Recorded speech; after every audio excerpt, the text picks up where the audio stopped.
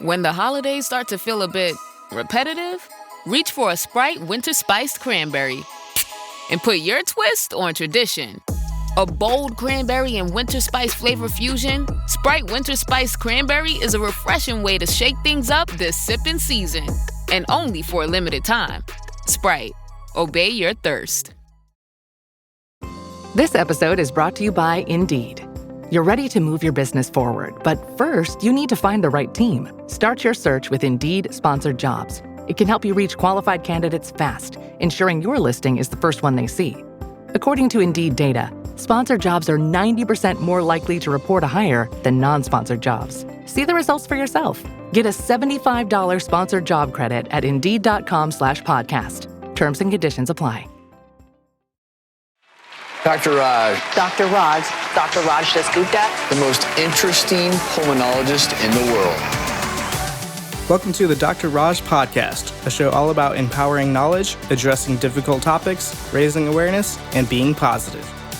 Dr. Raj is a quadruple board-certified physician, associate professor of clinical medicine, and the associate program director of internal medicine residency. He was a co-host on the TNT series Chasing the Cure with Ann Curry, as well as a regular on the TV show The Doctors. And now, here's our show. Hi, and welcome to the Dr. Raj Podcast. And what is this a podcast of? A podcast of happiness, of wellness, of great people, of amazing stories.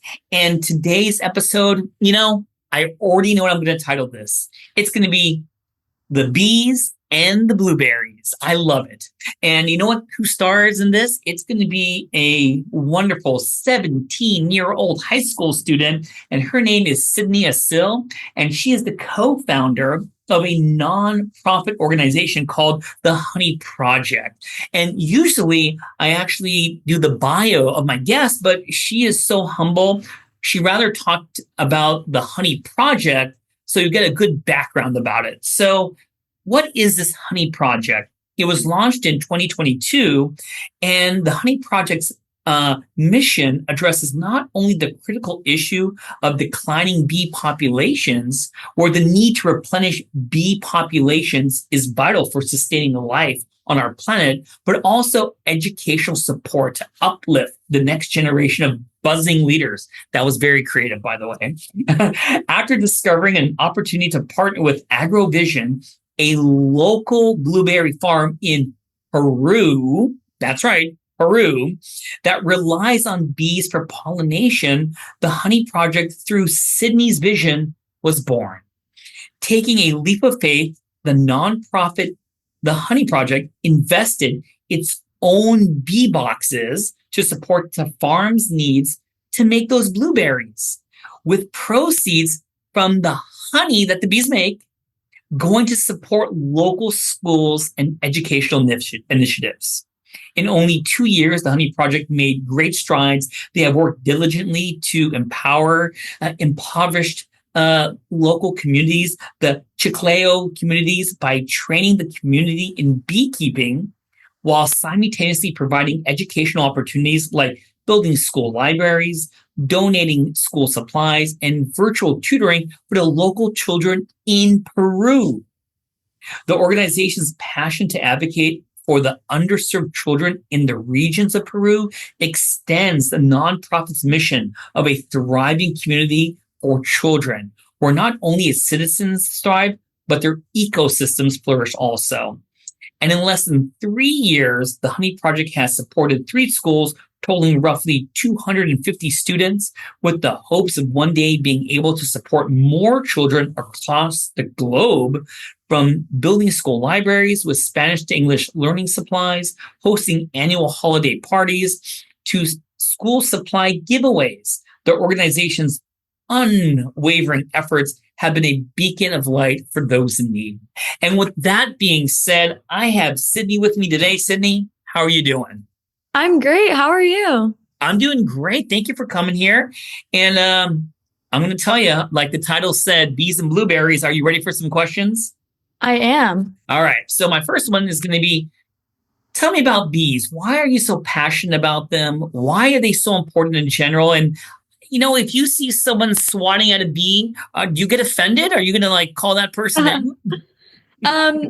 Well, I'll start with addressing, I have squeaked at the occasional bee before. I've gotten stung. It's not the best, but I think everyone can acknowledge at this point, it's become, I think, very widely understood that bees are extremely vital to ecosystems across the world through, first of all, the pollination of plants, of course, and providing agricultural opportunities. So crops, 70% of agriculture needs bees.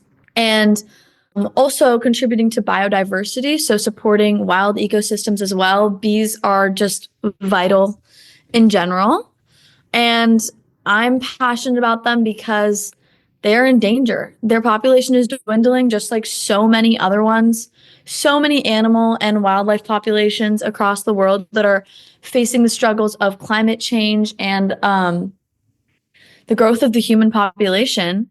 So I'm passionate about supporting them, and also because they've been able to do some wonderful things for me and for the communities that I want to help. Sydney, are you sure you're in high school? That was kind of a college level answer right there.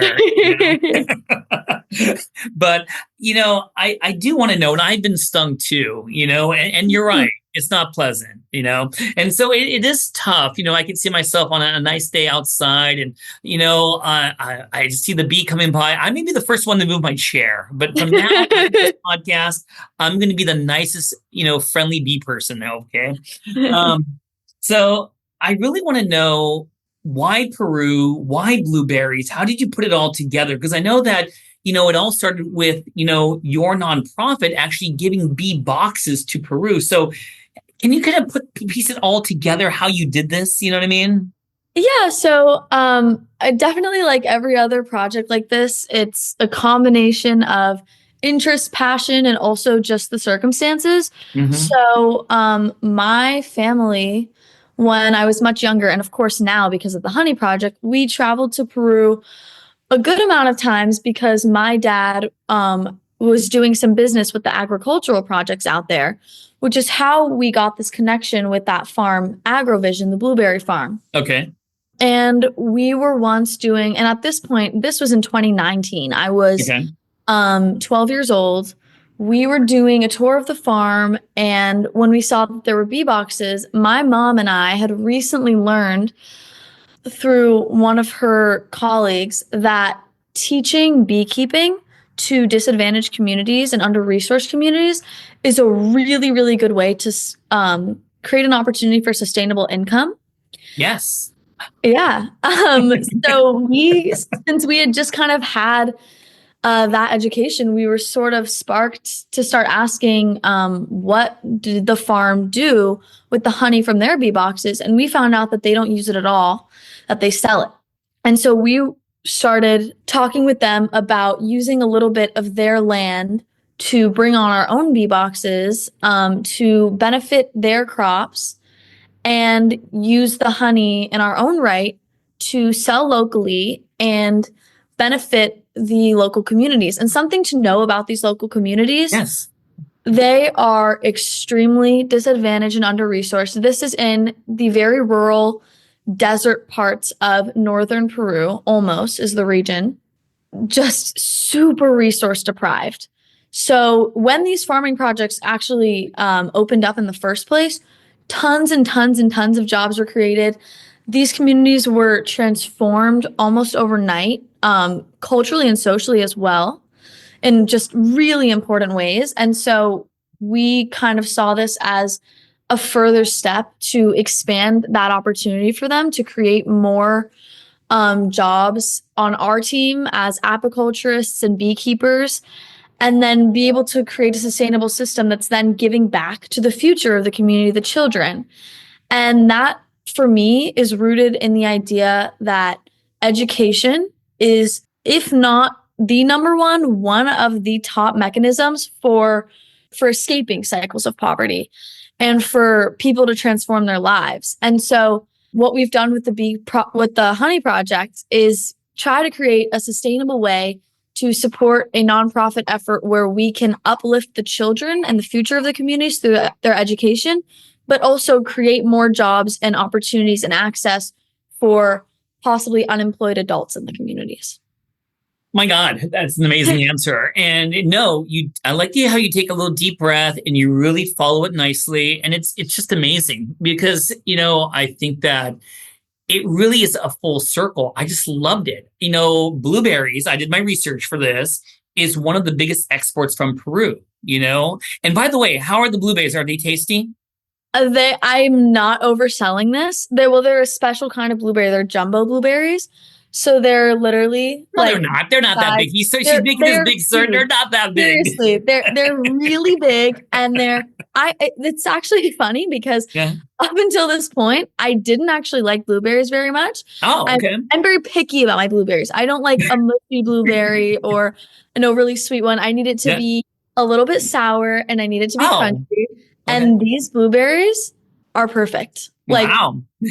Seriously, I'm really try them. And when you said, when I heard this about blueberries, so I do a lot of stuff about supplements and magical foods and what will make me live longer. Blueberries is up there with one of those. Oh, yeah. If you want to live a long, healthy life, eat your blueberries, So totally. I thought that was part of it. And then very few people realize that bees play a big part in the blueberry crops.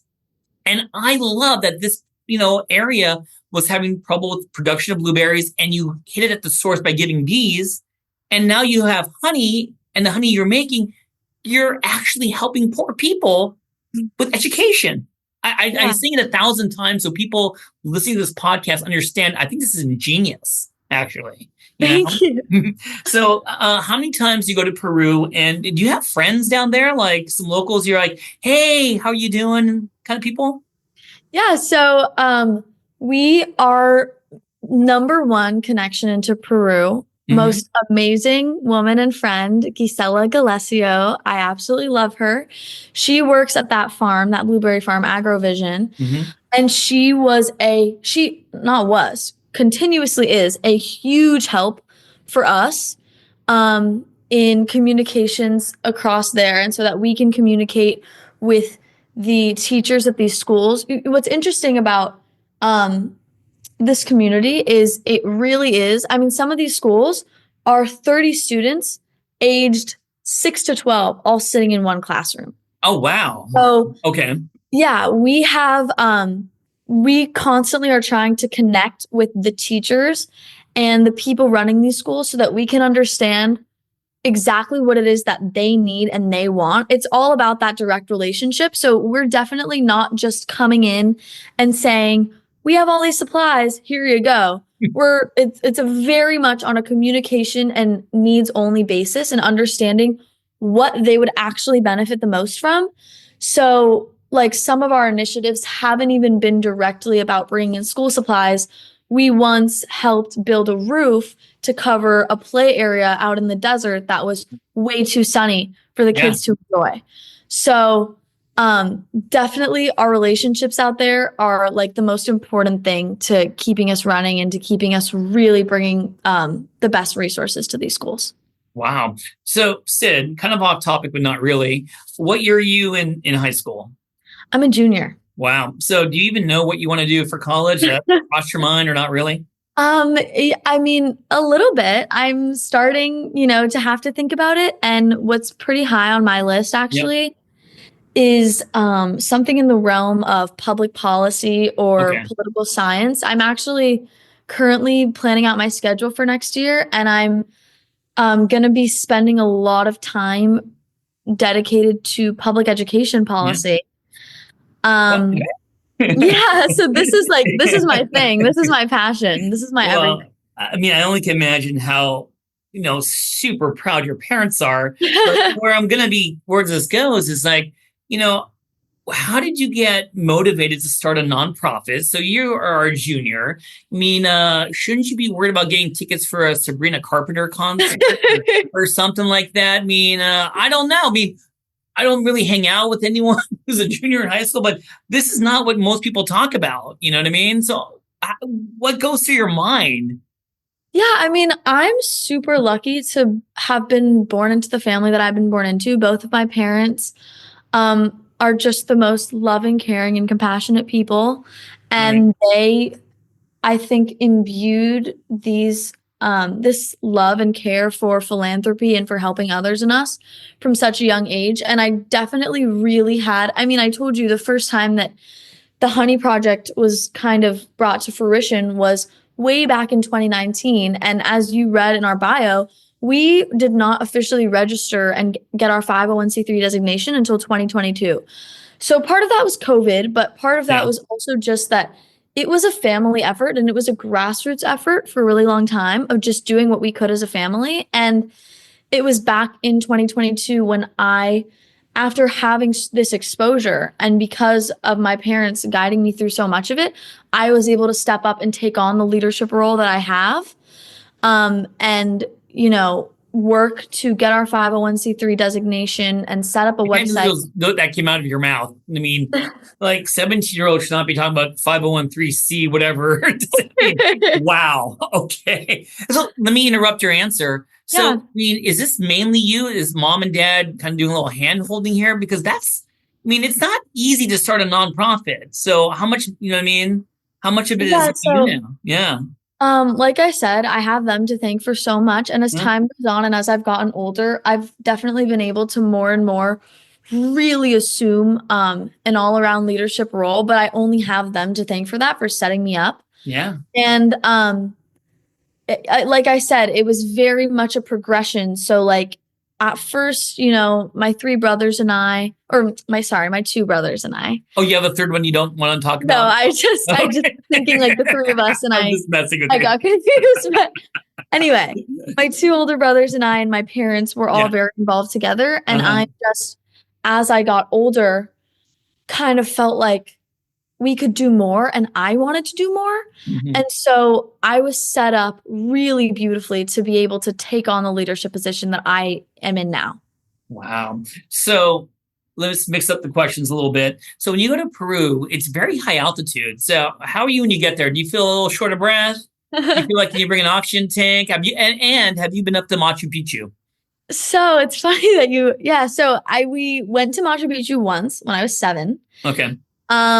And because like I said, we used to go to Peru all the time. So we went when I was 7. I really, really wanted to climb all the way to the top. I was one of those kids, like the two older brothers. So I always wanted to prove that I could do like the big, cool things. And my parents were like, there's absolutely no way. You are not going all the way to the top. We hiked for like an hour and then my dad took me back down and I was upset about it. But in retrospect, they probably made the right choice. But yeah, the altitude, I mean, we don't spend most of our time up in the Andes, we usually fly into Lima and then head straight into Chiclayo. So the altitude's not too much of a factor, but yeah, I would love to go back to Machu Picchu again, actually, and be able to have that experience. Would be so cool.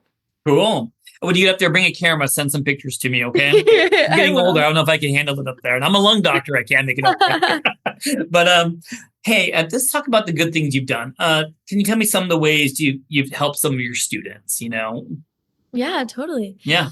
So at least twice a year, about a week-long trip where we'll go out. And that's when we will hold our events, hold our drives, or maybe a building project. So some of the things that have happened over the years, we now have an annual holiday party that actually happens when we're not there because we just do what we can and send the resources from here. But so that happens right before Christmas every year, and the kids just get to have a little holiday celebration. They get some gift bags, always school supply centered.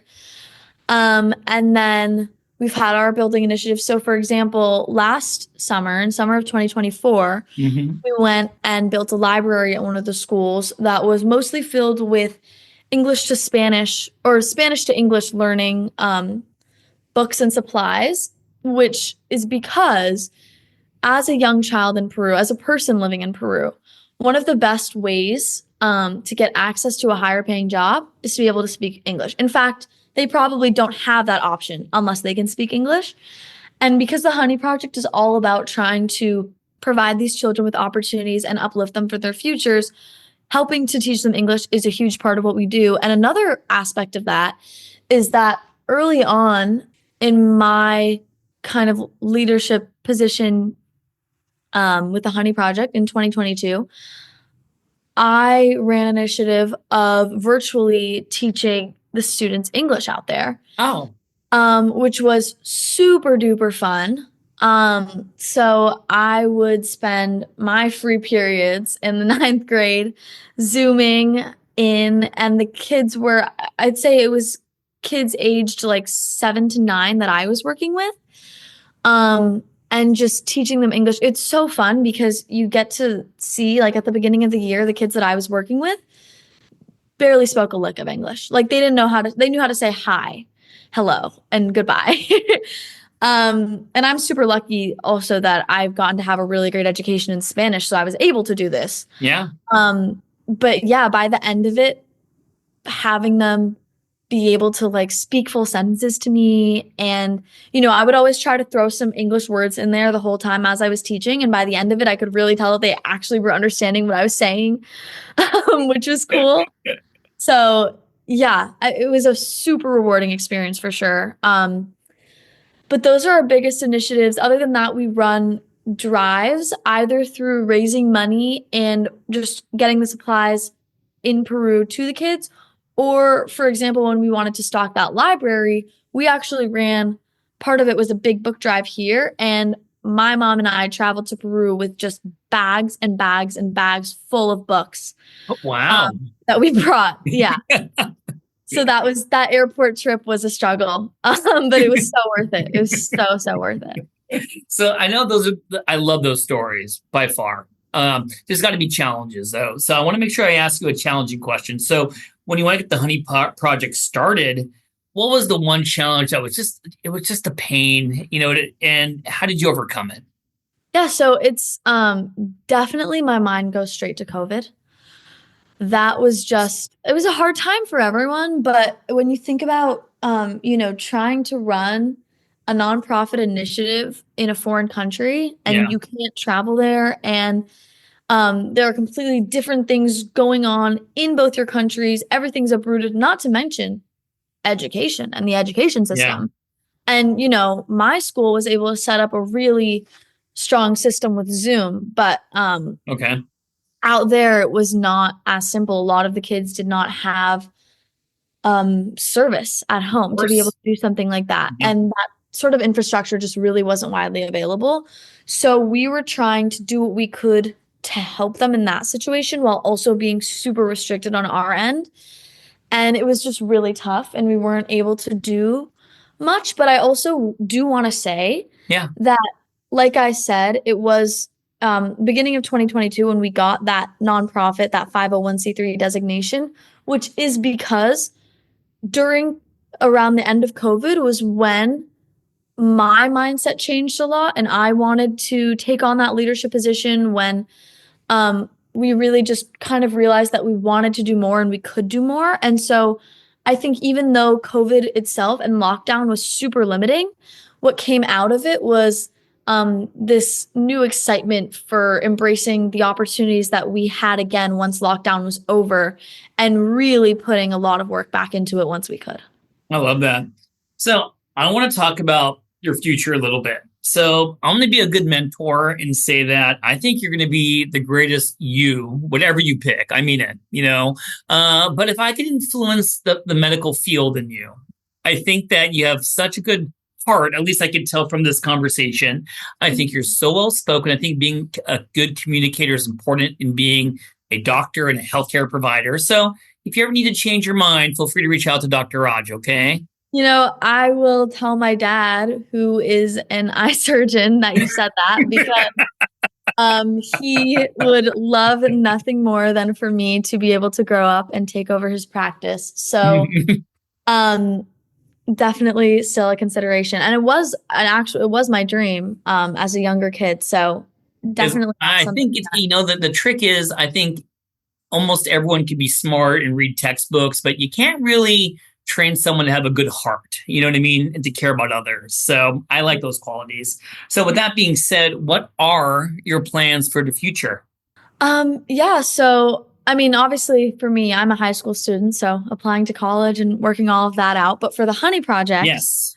um, there's actually kind of a lot that we're working on right now. So Like what? first of all, yeah, we are planning our trip this June into Peru, and we have a lot going in the planning, nothing set in stone yet, very early stages, but what we're working on is some kind of educational festival where we bring all the students from our different schools together.